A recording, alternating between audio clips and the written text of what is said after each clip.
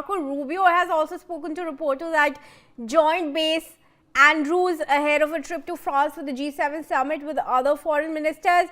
Rubio stated that it's in the best interest of the G7 countries to help unblock the Strait of Hormuz. He said, and I quote, very little of US energy comes through the Strait of Hormuz. It's the world that has a great interest in that, so they should step up and deal with it. Let's take a look first at that statement. Well, it's not help for us. Like I said, very little of our energy comes through the Straits of Hormuz. It's the world that has a great interest in that.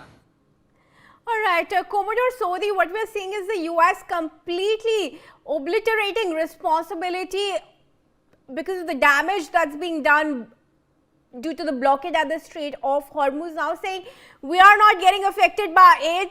The other countries in the Gulf are affected more by the blockade, and you all should step in. Here, where the Gulf countries were expecting for the US to come and help it when Iran is striking that, now US is completely withdrawing in offering any aid to the Gulf nations. Well, Kriti, if you look at the press conference which Mr. Trump had, the recent one, he has been saying that Iran is begging, literally begging for discussions and negotiations. Whereas you have also heard the statements that have come from Iran that nothing like that, and Iran is not at all getting into these discussions. Now the statement of Marco Rubio, when he says that, it is not for America. America is not getting affected at Hormuz. It is the whole world which is getting affected. Well, this is a sort of, a face-saving statement wherein they want to say that actually they are not fighting for US or for Israel, but they are fighting for the whole world. Israel and America that have put the whole world in this condition as of now, in this situation. Coming to, the issue of the strikes, I'm sure that Iran is going to continue with the strikes on Israel, as well as on the American bases in the Middle East. America also is now, coming up and saying that they need, in fact, they are making a statement that they need the help from NATO, from other countries in these operations.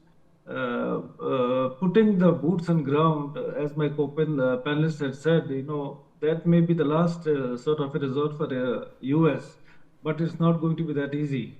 Even when we talk of, going and attacking Kirk Island and occupying it, that also is not so simple.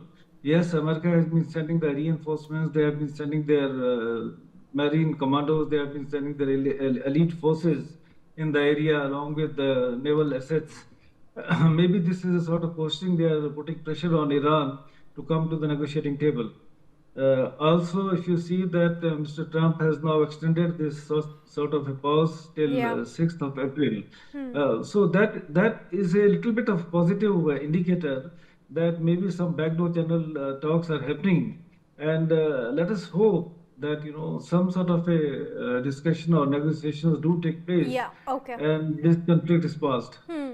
In fact, now moving on to some more updates now coming in, Iran's Foreign Minister Abbas Araghchi held a phone call with the UN Secretary General Antonio Guterres to discuss the latest regional developments following what Tehran describes as the US-Israeli war imposed on Iran.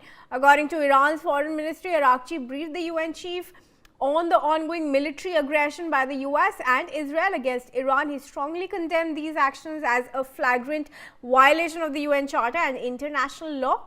Araghchi urged the UN and Secretary General Guterres to categorically and unequivocally condemn the aggression and to hold the aggressors accountable under Chapter 7 of the UN Charter.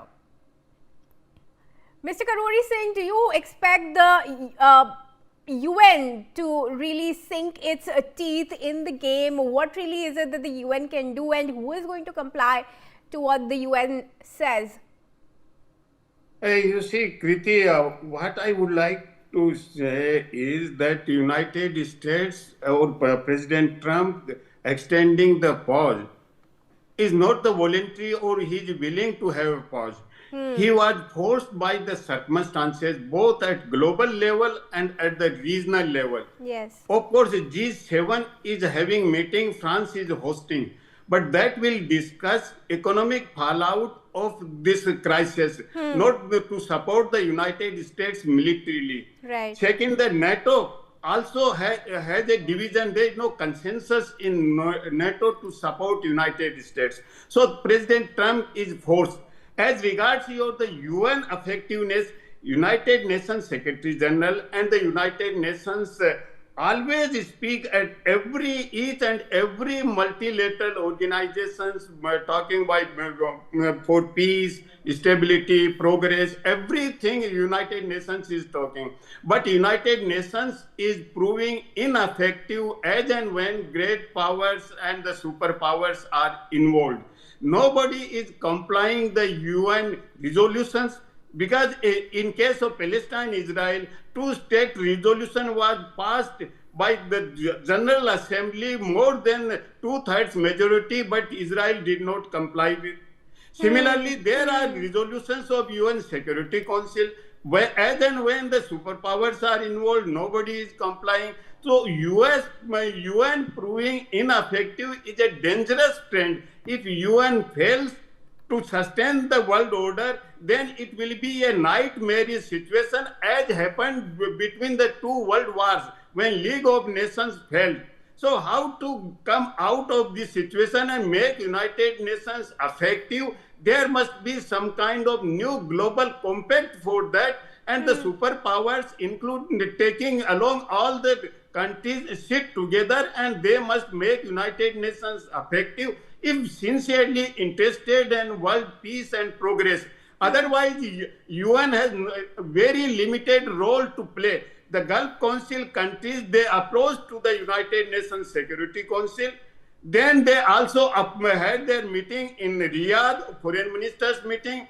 Then a day before, they had a meeting in the UN Human Rights Council. They also talked about the situation, but of no avail. Nothing is happening. So how to make United Nations effective? That is the broader question. Yes. But in this case, UN is not proving any way effective. Absolutely, and without the US complying to any international forum, US being the greatest superpower in the world, we don't know how effective any organization can be. But let's take some more breaking updates